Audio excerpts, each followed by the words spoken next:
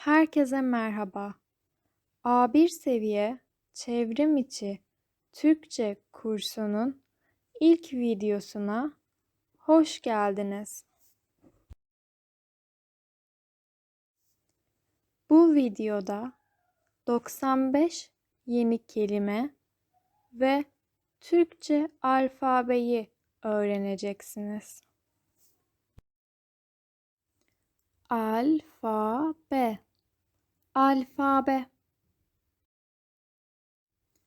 Türkçe'de 29 harf vardır.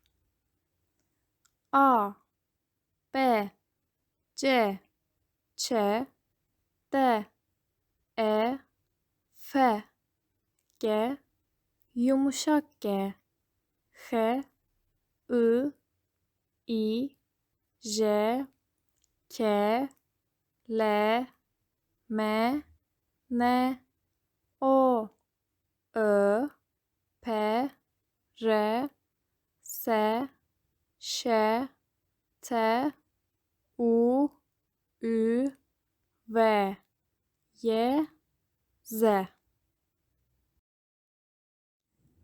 A, ay, araba, aslan, ananas.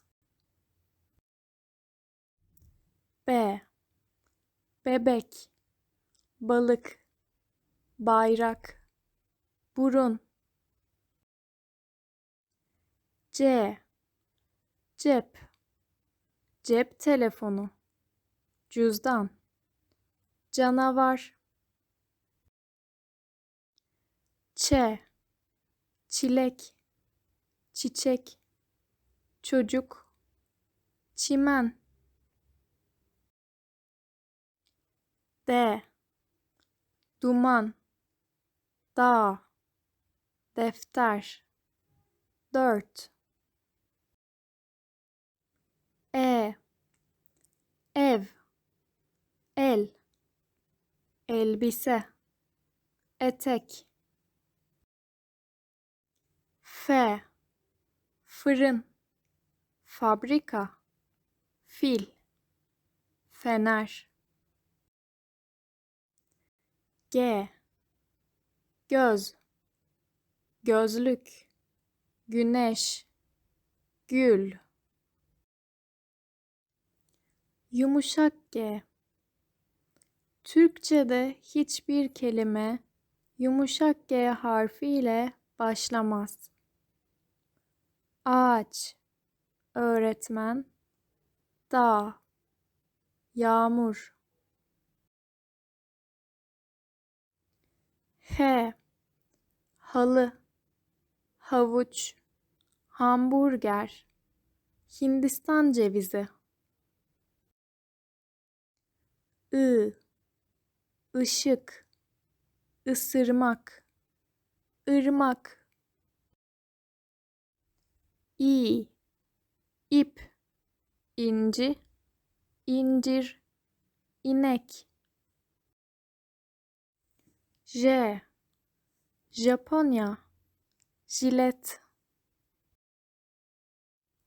K, kalem, kağıt, kart, kalp.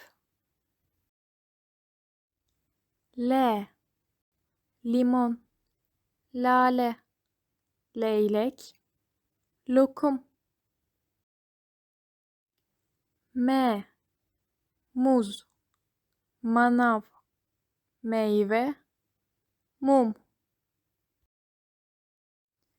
N, nal, nar, nargile. O, on, okul, otobüs. Ö, ördek, önlük, öğretmen. P, polis, park, pipet. R, resim, ressam, renk. S, sinek, sigara, sabun, sinema. Şeker, şehir, şoför.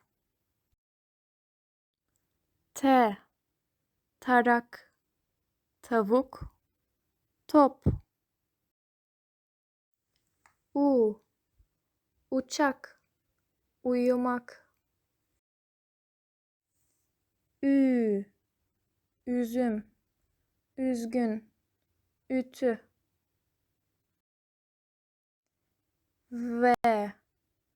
Vazo, vapur. Yüz, yüzmek. Zürafa, zar, zil.